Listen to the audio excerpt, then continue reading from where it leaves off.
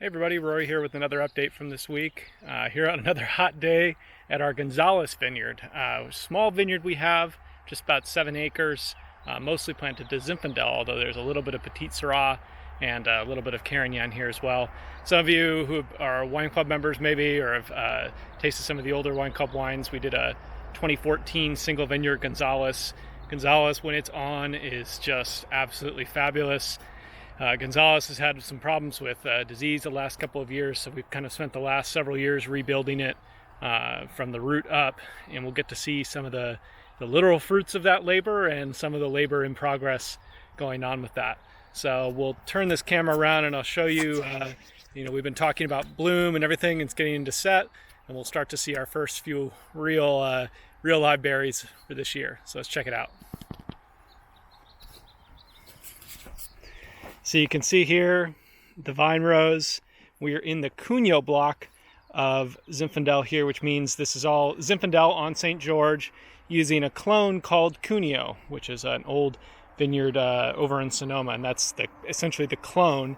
Zinfandel often takes the form of showing up in different kind of vineyard selections. So Hain vineyard selection, Concannon vineyard selection, Baldocci, Cuneo, and this is in the Cuneo block. Get up close here, we can finally, after a few updates of teasing, see some real berries, see some set in Zinfandel. This is what you would call a pretty good set. It's not crazy full or anything like that, which can actually be a problem if there are too many berries in Zinfandel, but this is what you're looking for is fairly evenly sized berries, and I think we have that this year. This is a pretty good set. It's very exciting because you can see that this vine is not very old. This is probably a 4-year-old vine.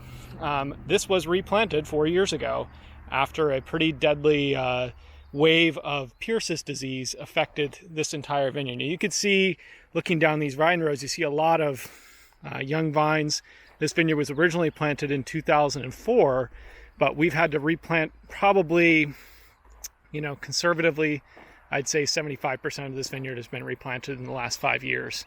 And it's, it's been a big challenge and everything, but it's fun to see some of the successes along the way, seeing these vines come back up the stake. You can see some holes of where we're still working on bringing vines back. And that's kind of one of the other things we're doing right now, which is budding over new vines. So this is actually called spring budding, where we're taking a Zinfandel bud and grafting it onto the St. George rootstock that we planted last year.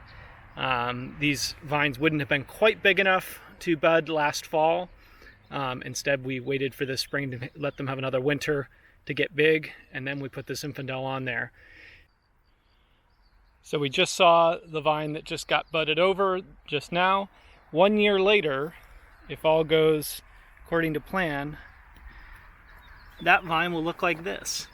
You can see where you have the old root coming out of the ground, and then where the new shoot came out just this spring and started growing up the stake and turning into a real Zinfandel vine. So out of that one single bud, you have the entire growth of the vine. This one's coming up the stake. It'll soon be trained to form, and soon, transform into something just a little bit older and a little bit more mature, and that's how the vine comes to be. I'm going to show you guys a cool video of the, or cut in a little clip here of the actual budding process, because it's something pretty cool, and something we take a lot of pride in.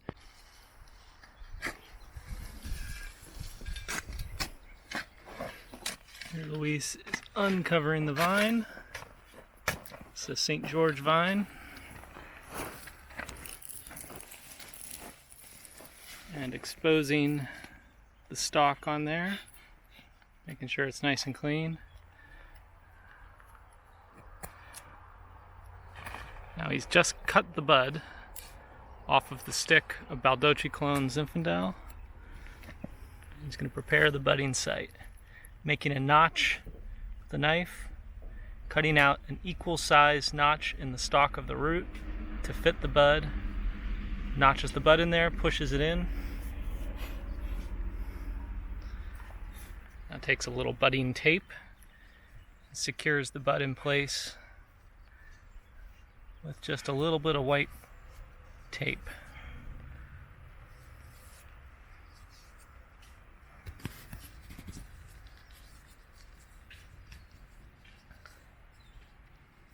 tying it securely around. This tape will expand with the bud, so it's never going to constrict the growth of the bud, and then cuts the head of the St. George off. You only cut the head off right at the point of budding during spring budding, which is what we're doing right now. And out of this little bud, right in the center, comes a Zinfandel vine in a few years.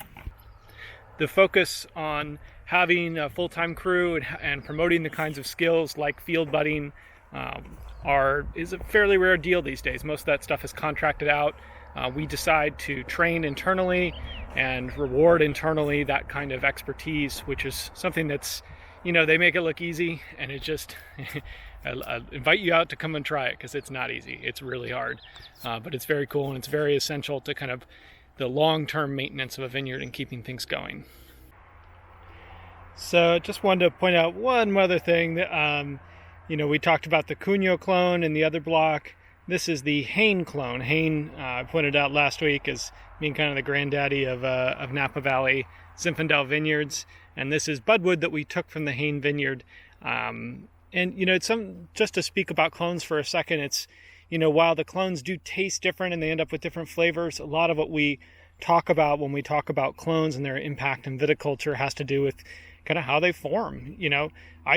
From my personal observations, Zinfandel is, in general, an irregular setter. You'll get berries that are of different sizes when they set, but the Hain clone tends to set a little bit more evenly, just on average. It's not, you still get some irregularity, but on average, it's a little more even than Cunio or Dickerson clones or other clones of Zinfandel. I think that leads to flavor differences. I think that gives a nice even kind of richness to the Hain clone when we make this as a separate, do little trial experiments with this as a separate clone, whereas the Cunios and Baldoccis and the Dickersons especially can be irregularly looking, but will be sometimes a little more exotic, but also a little bit less consistent with their character. And so it's just a little thing about clones and Zinfandel that are kind of fun. The Hain clone happens to be my favorite little block on this ranch, and it's kind of interesting. This is just a small block of 468 vines. And we talked about replanting a lot of this vineyard.